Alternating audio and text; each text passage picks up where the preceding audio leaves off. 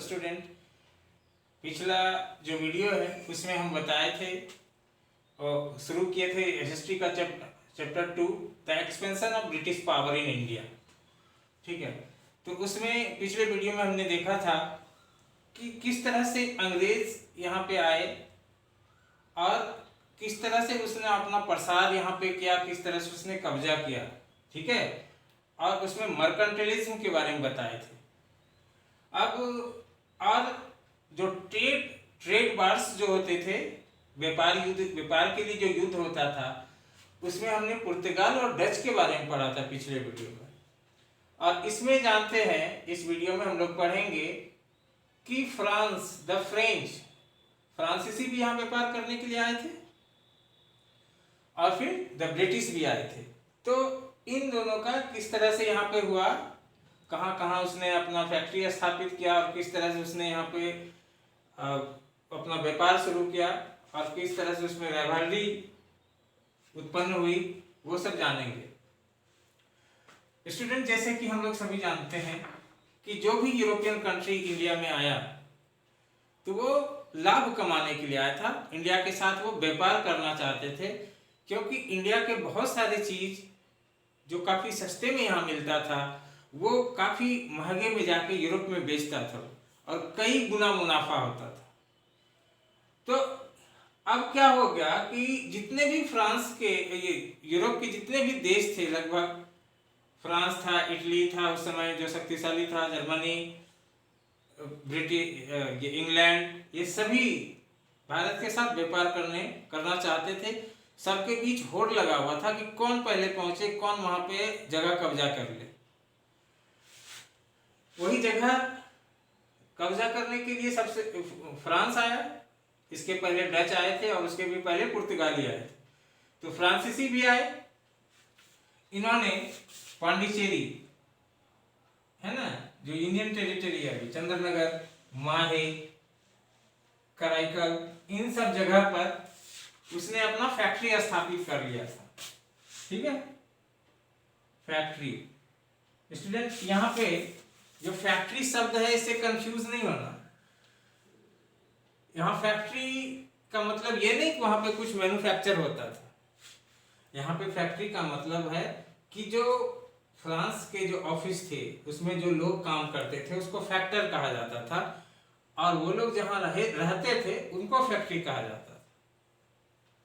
तो इन लोगों ने, फ्रांसीसियों ने सबसे पहले यहाँ पे सूरत में और इन सब जगह पर अपना फैक्ट्री लगाया, यानी कि अपने ऑफिशियल वगैरह को लाया, पूरा सेटअप लगाया। इसी में जो फ्रांसीसी गवर्नर जनरल थे सेना के, उनका नाम डुप्ले था। डुप्ले बहुत ही महत्वाकांक्षी व्यक्ति था और वो इंडिया में फ्रांस का एम्पायर स्थापित करना चाहता था, और यही चीज अंग्रेज लोग भी चाहते थे। इंडिया में अपना एम्पायर स्थापित करना, व्यापार स्थापित करना, पूरा उसका प्रभाव स्थापित करना, उसके अलावा दूसरा कोई नहीं कर सके।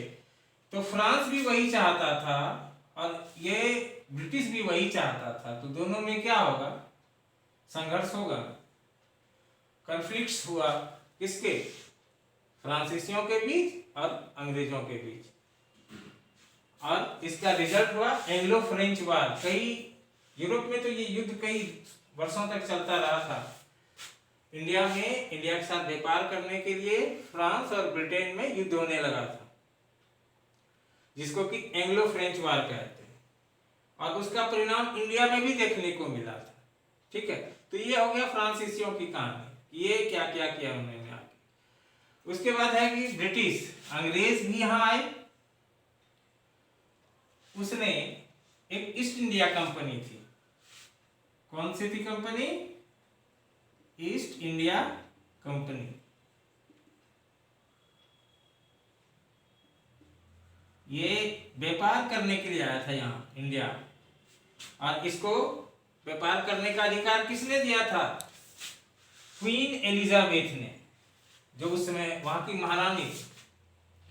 महारानी से उसने परमिशन लिया था कि हम इंडिया के साथ व्यापार करेंगे। और व्यापार करने के अधिकार को प्राप्त करने के लिए सबसे पहले सर थॉमस रो नाम का व्यक्ति इंडिया का जो उस समय मुगल इंपरर था जहांगीर, उनके दरबार में आया, है ना। मुगल इंपरर जहांगीर के दरबार में आया, अकबर का जो बेटा था उनके दरबार में आया और उसने कहा कि हम इंडिया के साथ व्यापार करना चाहते हैं और हमको इसके लिए परमिशन चाहिए। काफी पोलाइटली उसने रिक्वेस्ट किया, तो यहाँ जहांगीर ने उनको परमिशन दे दिया। किसको? थॉमस रो को, कि ठीक है आप अपना कंपनी जो है उसको ले आइए, यहाँ पे सेटअप कीजिए, फैक्ट्री वगैरह खोलिए, कोई दिक्कत नहीं है, ठीक है। अंग्रेज यहाँ आ गए, उन्होंने सूरत में, अहमदाबाद में, बरौच में अपना फैक्ट्री स्टेबलाइज कर लिया। फैक्ट्री मतलब समझ रहे ना, हाँ, स्टेबलाइज कर लिया। 1639 में, 1639 में इसने सेंट जॉर्ज फोर्ट एक था, किला का स्थापना किया मद्रास में। दक्षिण भारत में भी इसने पांव पसार दिया। जो तमिलनाडु मद्रास, पहले तमिलनाडु को मद्रास कहा जाता था, वहां उसने सेंट जॉर्ज फोर्ट स्थापित किया। और 1668 में यानी 1668 में इंग्लैंड का एक राजा थे चार्ल्स सेकंड, उनकी शादी पुर्तगाल के राजकुमारी कैथरीन से हुआ।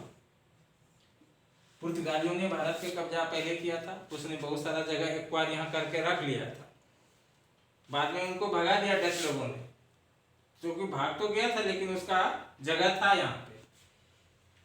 तो चार्ल्स सेकंड को बंबई जो है, इंडिया में जो बंबई है अभी जिसको मुंबई कहते हैं, वो दहेज में मिला चार्ल्स सेकंड को।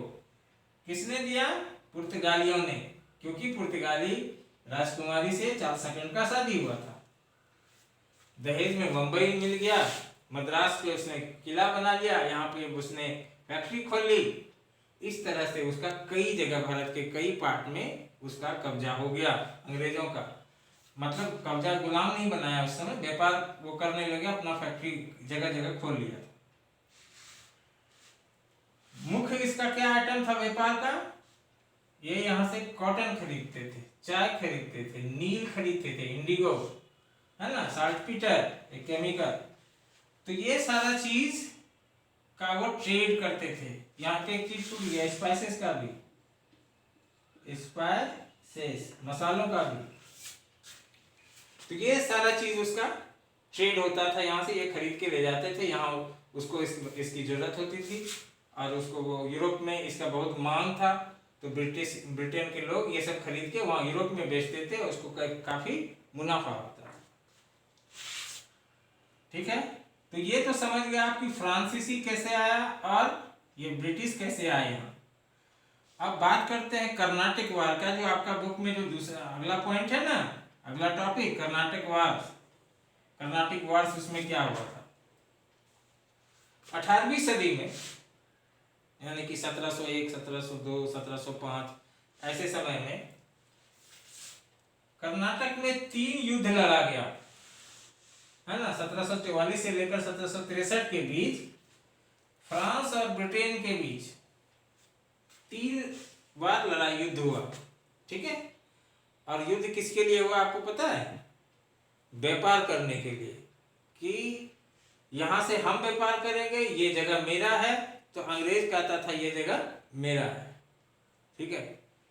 इंडिया के लोग कुछ नहीं बोलते थे, बाहर से जो लोग आए थे वो कहते थे कि यहाँ से हम ट्रेड करेंगे, और दूसरा कहता था कि हम करेंगे। इंडिया वाला चुपचाप देख रहा था, इसको व्यापार करने का अकल ही नहीं। और कोस्टल स्ट्रिप ऑफ तमिलनाडु, जो तमिलनाडु का जो तटवर्ती इलाका है, जहाँ से उसका बंदरगाह जहाज वगैरह जा सकता था, बहुत इंपॉर्टेंट जगह था, उस पर कब्जा करने के लिए फ्रांसीसी और ब्रिटिश दोनों लड़ रहे थे। क्योंकि उस समय तमिलनाडु के उस कोस्ट पर निजाम ऑफ हैदराबाद का कंट्रोल था, लेकिन ये चुप था, ये कुछ नहीं बोल रहा था, और वो दोनों लड़ रहे थे। तो ये बहुत इंटरेस्टिंग है, आगे जानेंगे कि क्या हुआ आगे। ये जानेंगे हम तीनों युद्ध के बारे में अगले वीडियो में पढ़ेंगे। फर्स्ट कर्नाटिक वार, सेकंड कर्नाटिक वार और थर्ड कर्नाटिक वार। ठीक है, तो बड़े ही ध्यान से स्टूडेंट इसको देखना है, समझना है। जहाँ कुछ प्रॉब्लम हो, कुछ डाउट हो तो पूछना भी। ठीक है, तभी वो मतलब कि अच्छा लगता है कि आप क्वेरी करते हैं, तो हमको लगता है कि हमारा जो मेहनत है वो यूज हो रहा है, उसका वो स्टूडेंट उसको उससे फ़ायदा हो रहा है। ठीक है, तो आप इस वीडियो को जरूर देखना और क्वेरी जरूर करना। ठीक है स्टूडेंट, थैंक यू।